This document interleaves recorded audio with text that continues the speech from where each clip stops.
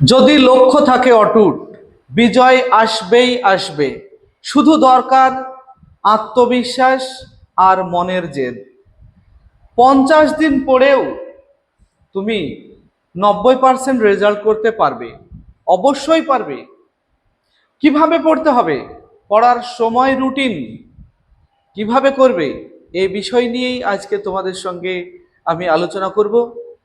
আর তোমাদের সঙ্গে আমি আছি, শুধু আত্মবিশ্বাসটা রাখো আর মনের মধ্যে জেদটাকে বাড়িয়ে নাও। আর সঙ্গে আমি আছি। বাংলা, ইতিহাস, রাষ্ট্রবিজ্ঞান, শিক্ষাবিজ্ঞান, দর্শন, 5টা সাবজেক্ট নিয়ে 100% তোমার পাশে আমি সব সময়ের জন্য আছি। শুধু আমাদের চ্যানেলটিকে সাপোর্ট দেবে, সাবস্ক্রাইব করে রাখবে আর কমেন্টে জানাবে তোমার সমস্যা। আবারও বলছি, বাংলা, ইতিহাস, রাষ্ট্রবিজ্ঞান, শিক্ষাবিজ্ঞান আর দর্শন, এই 5টা সাবজেক্টের যে কোনো সমস্যা হলেই আমাকে জানাবে। আমি সঙ্গে সঙ্গে তোমাকে সেভাবে সাহায্য করব। তবে তোমাকে লক্ষ্য অটুট রাখতে হবে, আত্মবিশ্বাস রাখতে হবে, মনে জোর বাড়াতে হবে। 50 দিন পরেও তোমার পক্ষে সম্ভব 90% রেজাল্ট করা। তো দেখো, প্রথমেই এখানে দেখতে পাচ্ছ, এখানে একজন পড়ছে, 90% রেজাল্ট করার টার্গেট তার রয়েছে। এবং এই ক্যালেন্ডারটা দিকে একটু লক্ষ্য করো, কি কি তোমাকে করতে হবে। দেখো, সঠিক পরিকল্পনা, মানে স্টাডি প্ল্যানটা তোমার এরকম হবে। সঠিক পরিকল্পনা তোমাকে করতে হবে, নিয়মিত অনুশীলন তোমাকে করতে হবে, এমসিকিউ প্র্যাকটিস করতে হবে, স্মার্ট রুটিন একটা বানাতে হবে। আমি তোমাকে সেই রুটিন বানানোর ব্যাপারে সাহায্য করব। আর সাফল্য নিশ্চিত। শুধু পরিকল্পনা করে পড়তে হবে, শুধু পড়লেই হবে না, একটু বুদ্ধি খাটিয়ে পরিকল্পনা করে পড়তে হবে, তাহলেই তুমি সফল অবশ্যই হবে। তো চলো আমরা আমাদের আলোচনার বিষয়গুলি একটু দেখে নেব। আমরা কি কি নিয়ে আলোচনা করব। দেখো, এখানে দু একটি বানান একটু ভুল থাকতে পারে, সেই বিষয়টি তোমরা জানো, এটা কিভাবে বানানো হয়েছে আমি আর বলছি না। দেখো, 50 দিন পরেও উচ্চ মাধ্যমিক 3rd সেমিস্টার পরীক্ষায় 90% রেজাল্ট করা সম্ভব। দেখতে পাচ্ছ, 50 দিন সময় আমাদের আর রয়েছে। যদিও আমি এই মুহূর্তে ভিডিওটা বানাচ্ছি, আজকে থেকে 55 দিন মতো সময় আছে। আমি তবুও তোমাদের 50 দিনের হিসাব দিয়েই আজকে প্রিপারেশন বা পরিকল্পনা আমরা তৈরি করব।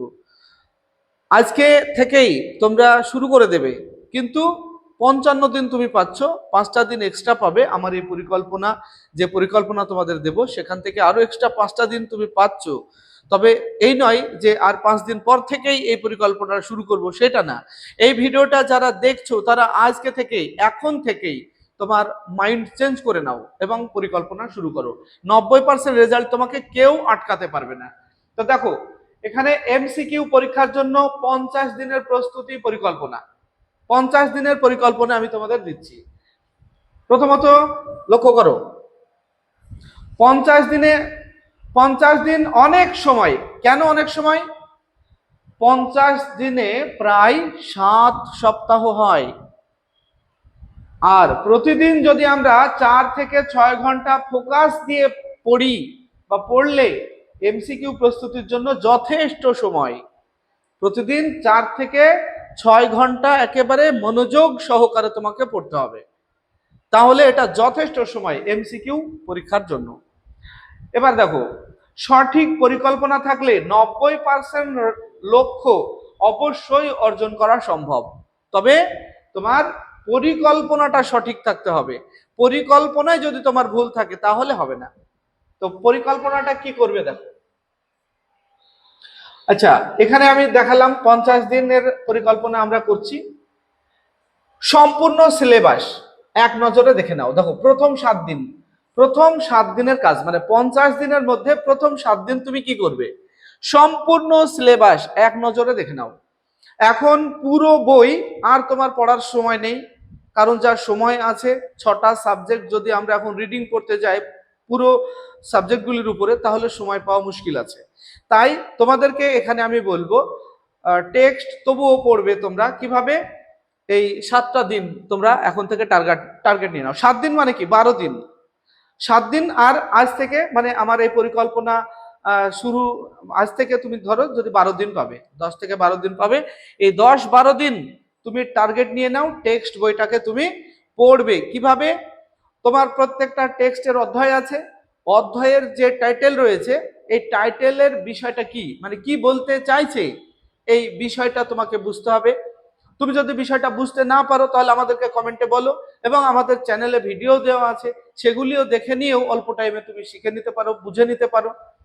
আর না হলে তুমি টপিক বলো যে স্যার এই টপিকটা বুঝিয়ে দিন, আমি যে 5টা সাবজেক্টের কথা বললাম আমি সঙ্গে সঙ্গে তোমাকে ভিডিও বানিয়ে আমাদের চ্যানেলে দিয়ে দেবো, তোমরা একবার শুনে নেবে। তাহলে কি দেখা গেল, একটা ভিডিওর উপরে হয়তো 20 বা 30 মিনিটের আমি বক্তৃতা দিলাম, আর পুরো অধ্যায়টা সম্পর্কে তোমার একটা সংক্ষিপ্ত জ্ঞান হয়ে যাবে, যেটা তুমি হয়তো পড়তে গেলে তোমার অনেকটা সময় লাগবে।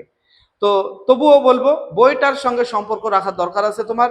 চোখের সামনে বইটা, অন্তত চোখ বোলানো যেটা বলি আমরা, অন্তত চোখ বোলানো দরকার। এবং টাইটেল মানে যে আমাদের অধ্যায়ের নাম, আর তার সঙ্গে দেখবে কিছু সাব টাইটেল থাকে, মূল ভাগগুলি, এই মূল ভাগের নামগুলি এবং ভাগগুলি কি বলতে চাইছে এটা জেনে নেবে। তার ভিতরে গিয়ে আবার অনেক গভীরের প্রশ্ন থাকে, অত গভীরে আমি যেতে বলছি না। 90% মানে তোমার মোটামুটি 40-এর মধ্যে 37 নম্বর তোমাকে তুলতে হবে। 37 পাওয়াটা এমন কোনো কঠিন না। টেক্সট ছাড়াও তোমরা শুধু যদি এমসিকিউ মুখস্থ করো তবুও 35 পর্যন্ত তুমি পেতে পারবে। আর টেক্সট বইটাকে সাহায্য নিতে বলছি এই জন্য 37, মানে 90% রেজাল্ট তোমাকে পেতে গেলে 37 পেতে হবে। আমি 40-এ 40 টার্গেট দিচ্ছি না তোমাকে। 40-এ 40 টার্গেট নিতে গেলে তোমাকে খুঁটিয়ে খুঁটিয়ে পুরো টেক্সট বই পড়তে হবে। তাই 10% ছেড়েছি আমরা, কারণ এখন থেকে শুরু করে ফুল মার্কস ওয়েস্ট বেঙ্গলে রেকর্ড করা এটা সম্ভব হবে না। যারা ওয়েস্ট বেঙ্গলের উপরে রেকর্ড করবে তারা আগে থেকেই শুরু করে দিয়েছে।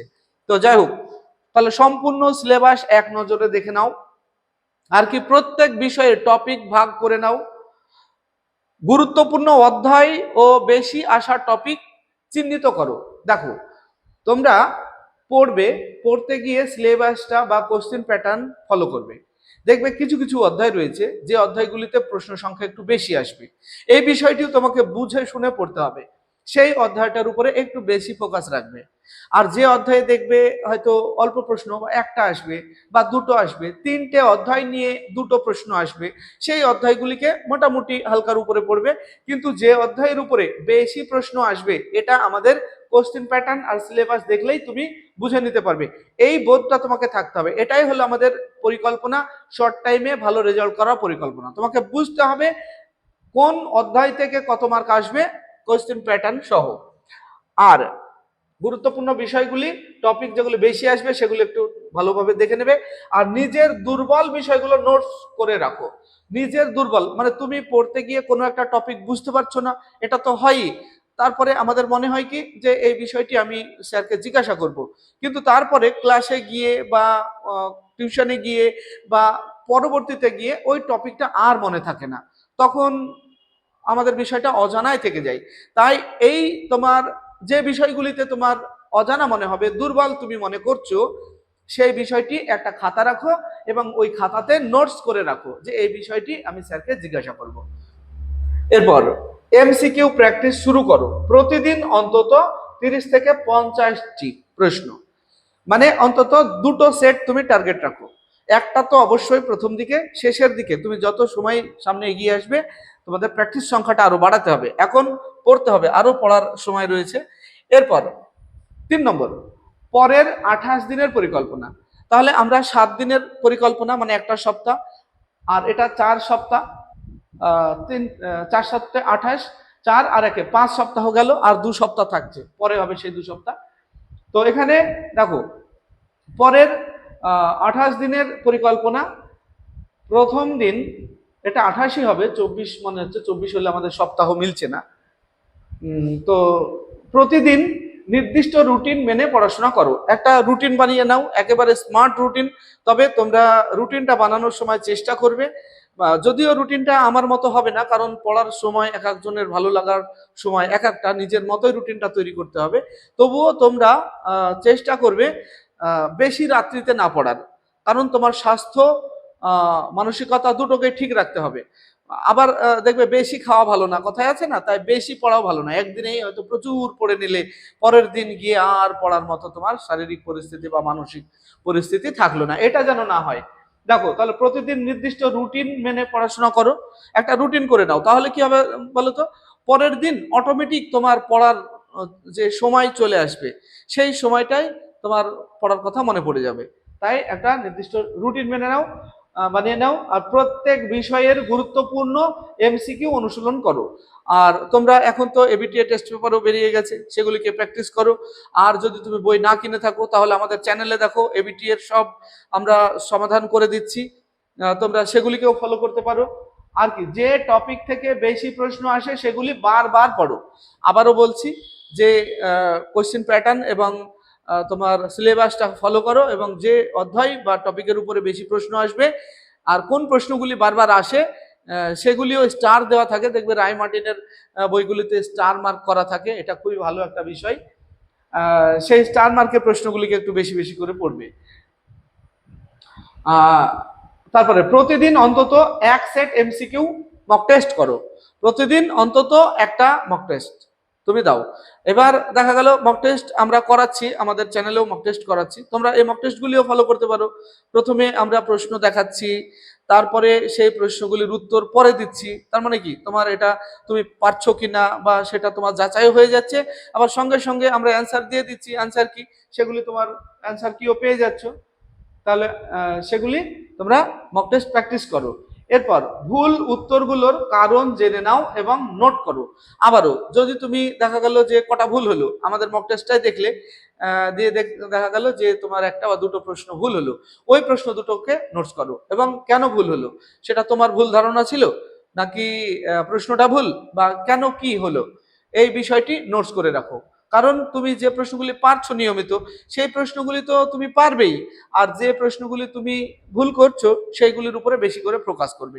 তবে এগুলি অবশ্যই নোটস করে রাখবে, কারণ এগুলি হয়তো তুমি দেখে নিলে ভুল হলো বা যা হলো তুমি আর মনে রাখলে না, পরবর্তীতে ওই ভুলটা তোমার সংশোধন হবে না, যে কারণে নোটস করে রাখবে এবং সেই বিষয়টাকে বারবার দেখবে, দিয়ে ঠিক করে নেবে। ছোট ছোট শর্ট ট্রিক্স তৈরি করো। আচ্ছা, এরপর আমরা বাকি 15 দিনের আমরা শেষ 15 দিন দেখব কি করব আমরা শেষ 15 দিনে। প্রতিদিন কমপক্ষে 2 সেট এমসিকিউ টেস্ট দাও। তার মানে কি, আমাদের পড়ার স্পিড এবার বাড়বে, মানে যত সময় এগিয়ে আসবে আমাদের পড়ার স্পিড কিন্তু ততই বাড়বে। তাহলে 2টো করে সেট প্রতিদিন মক টেস্ট করো, আর ভুলগুলিকে নোটস করো। এরপর ভুল হওয়া প্রশ্নগুলো বারবার রিভিশন করো, যে প্রশ্নগুলি তোমার ভুল হচ্ছে নোটস করে রাখলে, এবার সেই প্রশ্নগুলিকে বারবার রিভিশন করো, পরবর্তী মক টেস্টে যেন সেই ভুলটা না হয়। পরে পরের প্রশ্ন, টাইম ম্যানেজমেন্ট প্র্যাকটিস করো। টাইম ম্যানেজমেন্ট প্র্যাকটিস করো মানে তুমি অনেক সময় দেখবে তোমাদের যে ওয়েমার্কশিটে পরীক্ষা হবে, একটা সেট তুমি নিলে এবং কত সময়ের মধ্যে তুমি ওই ওয়েমার্কশিটটি পূরণ করতে পারছো সেটা আগে থেকে ট্রাই করে নেবে। কারণ হলো তোমাদের দেখা গেল যে প্রশ্ন পড়লে তারপরে তুমি গোল করলে 15-20টা গোল হতে হতে তোমার পরীক্ষার টাইম শেষ, 1.5 ঘন্টা শেষ, তাহলে কি হলো, তোমার জানা প্রশ্ন ছেড়ে আসতে হবে। তো এখানে পরীক্ষা দেওয়ার জন্য তোমাকে, যদিও পরীক্ষা কিভাবে দেবে তা নিয়ে আমি পরবর্তীতে ভিডিও নিয়ে আসব, কিন্তু তবুও এখন থেকে তোমরা প্র্যাকটিসটা করো যে তোমার কত সময়ের মধ্যে পরীক্ষাটা শেষ করতে পারছো। অতিরিক্ত সময় যদি লেগে যায় তাহলে সতর্ক হও, স্পিড তোমাকে বাড়াতে হবে পরীক্ষা দেওয়ার। এখন থেকে পরীক্ষা দেওয়ারও প্রস্তুতি নিয়ে নাও, মানে কিভাবে প্রস্তুত, মানে পরীক্ষা দেবে ওই মার্কশিট দেখবে এমনি পাওয়া যায়, জেরক্স করে নেবে, জেরক্স করে নিয়ে প্র্যাকটিস করো। আচ্ছা, নতুন কিছু না পড়ে শুধু রিভিশন দাও। আচ্ছা, নতুন কিছু না পড়ে রিভিশন ও প্র্যাকটিস ফোকাস করো। এই লাস্ট যে 15 দিন, এই 15 দিনে আর নতুন করে কিছু পড়তে যাবে না। কি করবে, ওই 15 দিনে শুধু প্র্যাকটিস চলবে, শুধু প্র্যাকটিস চলবে, টেক্সট বইয়ের আর পড়তে যাওয়ার সময় নেই ওই 15 দিন সব সাবজেক্টের উপরে। আর একটা বিষয় তোমাদের বলে রাখি, ছটা সাবজেক্ট, তোমাদের ছটা সাবজেক্টকে সমান গুরুত্ব দিয়ে পড়বে। কোনো সাবজেক্টকে অ্যাডিশনাল বলে অবহেলা করবে না, কারণ অ্যাডিশনাল সাবজেক্টের প্রশ্ন অনেক সময় দেখা গেল সহজ হয়ে গেল এবং সেটাতে তুমি বেশি নম্বর পেয়ে গেলে, তখন তোমার সেটা বেস্ট অফ 5-এ যোগ হয়ে যাবে। আর মেন সাবজেক্ট ইংরেজি বা বাংলা, অনেকেরই ইংরেজিতে দুর্বল হও, ইংরেজিতে যদি কম নম্বর হয়ে থাকে তাহলে সেটা বেস্ট অফ 5 থেকে বাদ যাবে, মানে ছটা সাবজেক্টের মধ্যে ইংরেজিও বাদ গিয়ে তোমার ওই অ্যাডিশনালটাই যোগ হয়ে রেজাল্ট হবে। এরপর দেখো কি কি ভুল করবে না। সারাদিন মোবাইল ও সোশ্যাল মিডিয়ায় সময় নষ্ট করবে না। এই 50টা দিন বা এই 55 দিন তোমরা অকারণে মোবাইল ঘেটে সময় নষ্ট করবে না, তাহলে তোমার পরিকল্পনায় তুমি ব্যর্থ হবে।